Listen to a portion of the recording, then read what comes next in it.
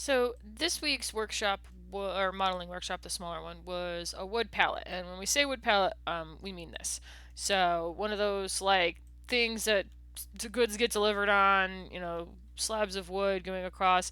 We also made these bolts to go on it. I do not know if that's actually how they're built, but they look kind of cool and they give a lot of visual interest to something that would otherwise be very boring. So this first part is going to be on making this right here, the wood slats, and getting it so that they have nice edges. There's a couple different ways to do the edges with beveling. What we end up with is not 100% ideal in terms of edge loops. There is a way to continue those just by cutting down to go around. Um, but at any rate, we want to revisit the tools that we've been learning. There's also a new thing we're going to learn. So we're doing one side and then kind of cutting in half and then doing the other, which is not entirely necessary. It's just how we're doing this so we can learn a new tool. So we're going to go over here to the blank side and we're going to make a cube. I'm going to bring up my, where is it here? There we go. And I believe, no, we actually left it as 1, 1, and 1, and then we just kind of beveled it on the edges. I am going to give this some width and less height. Let me see. Kind of trying to match. We ended up scaling them a little bit anyways because there's no way to know for sure exactly how you want this. There we go. I believe what we used in class was something close to 17 and then 0.3 and then 1. And then there's one subdivision we're putting in on the width, right? So we're saying 2 over there, and that's entirely to do with just the thing I want to show you. So the cutting in half is easiest if we have this subdivision right along the middle. And we're immediately going to bring up our modeling toolkit for a couple things, and we are going to go into edge mode because that's what we're going to be tinkering with. And I actually just misspoke. We're actually going to go into face mode first because we need to kind of lop off half of this, so we're only dealing with the other half of it. And we've seen before that if we want to get rid of like an edge or vertex, you use delete edge vertex. But if we want to sort of take away half of this, we go into face mode, and you can just select those faces and hit delete. So we don't have to use any special tool if you're deleting faces. You should be careful when deleting faces. Here I just got rid of a whole section, so we still have proper edge loops and quads and everything.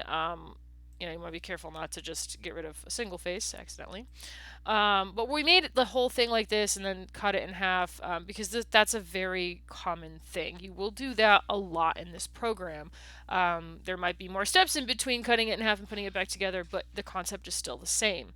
So we're going to go into object mode for a moment, and you can see the pivot point is still in the middle there. But we're going to go into edge mode. And one of the reasons to cut this in half is a little bit different than what we did in class, is to make life a little bit easier when you're beveling the edges. Selecting these things. Selecting all of these,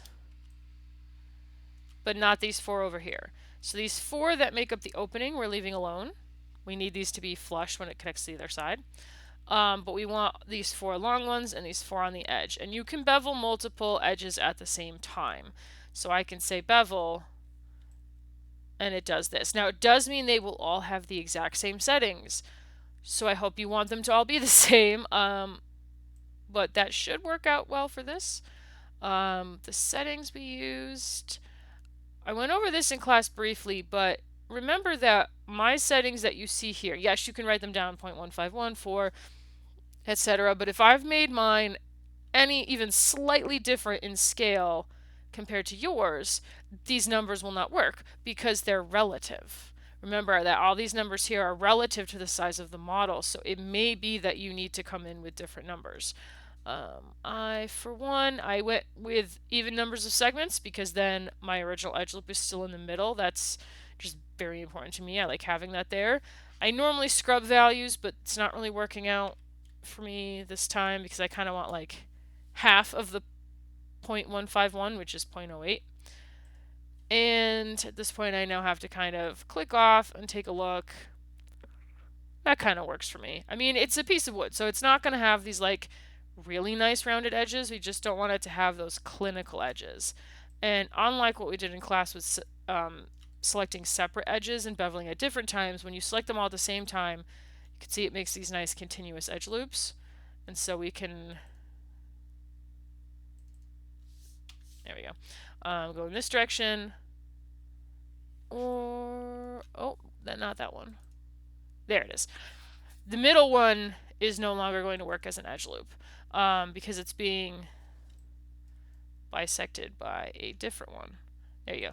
So if you click this, it'll take the whole edge going down that way, but it won't round this corner because an edge loop will not go around one singular polygon. But losing this, as an edge loop is worth it to make texturing easier, as we saw with trying to deal with the UVs in the other lab. So we have something now. We cut it in half to make it easier so things can be symmetrical, but now we have to kind of piece it back together. So how do we do that? Well, be very careful with this because much like extruding faces, people were pressing these buttons and then thinking it didn't work and then pressing it again and ending up with 42 different planks in the same space. But Control D. Control D will duplicate something and place an exact copy of it in the exact same space, which is where we need it. We don't want to move it. We're not going to move it at all. But that is a slight problem because you can't tell that it's there. So you hit Control D once, and then you go to your channel box, and you just select one of them here. Mine is numbered P cube 13 because I have the other palette in here. Yours will probably be labeled 1 and 2. And under Scale X, as long as you made it in this direction, pointing along this red arrow, you just type in -1. And that will mirror it to the other side. So we had this piece over here, and we mirrored it to this piece over here. So again, let me undo. And when I'm undoing, I'm waiting till... Nope, not enough. I want it to say down here, duplicate, undo, duplicate. I'm waiting for it to tell me that so that there's only one piece left. But you just hit Control D to duplicate, and then for this Scale X, you hit -1, and it mirrors it to the other side. Now, the thing I'm wanting to show you, though, is that currently you select one, you select the other. If you shift select both, see how this one's white, this one's yellow? This is what happens when you select multiple objects. All the other previous selections are white, and then the new selection is green. So if I drag select a whole bunch of this stuff, the last thing that gets selected is green, and then I can hold down Shift and select all these other bolts. That's what it looks like when you have multiple selections. These are multiple objects. We can't merge vertexes on between two objects. We need to tell the computer these are the same thing. So I go to my modeling toolbox, I have both of them selected, and I say combine. And now they are the same. And now what I can do is I can right click, go to vertex mode, drag select the middle, edit mesh merge, right? Ooh, hold up, I have, haha. Now that things are beveled, we need to go into the merge settings and we need to bring this down.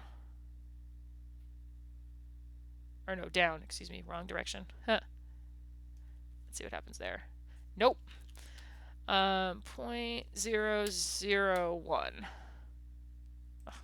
Undo won't happen without the box being closed, which is really annoying. 0.001. Apply. Okay. Now we have to see if that actually worked to piece this together, and I believe it did. Oh, no.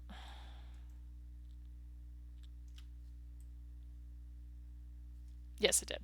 It can be hard to tell sometimes when they're this itty bitty teeny tiny close together. One trick is to go into vertex face mode. That's a good thing. There's no hidden faces in there. There's no extra geometry in there. Hidden faces and extra geometry would look a little bit different. They would look like, let's see, undo, box open, undo callback. There we go. I believe we are at the point now. No. Stand by. Okay, just checking something. In this case, vertex face mode will not necessarily show you the problem because it's not a hidden face, it's just two vertexes. So really the only way to check is to do this and see this happening. So we do know that it works. So I can go into vertex mode. There we go. Vertex mode. Edit mesh. Those merge settings of a very, very, very, very tiny number, 0.001. That worked out, and it attached everything. And just to put a fine point on it, if I go into face mode and I delete these faces, leave these faces, this is still the same object. I click once, it's selected. I can bridge between these two things. I can merge vertexes between these two things. I can use the target weld to draw them over. There's a lot of stuff I can do, but it considers these the same object. If I want this to be a separate object, I have to go into face mode, select this section, and say separate. And now this is separate from this. Let's undo to get rid of that. There we go. But the fact that things are not, like the mesh not being connected, that's not what separates it. You have to physically go in and tell different pieces to be separate pieces. Alright, so that is our wood plat. We're going to, or slat, whatever you call it. So we're going to throw it off to the side, and then next I'm going to show you a trick with the bolts starting from a cube actually to get the bolt.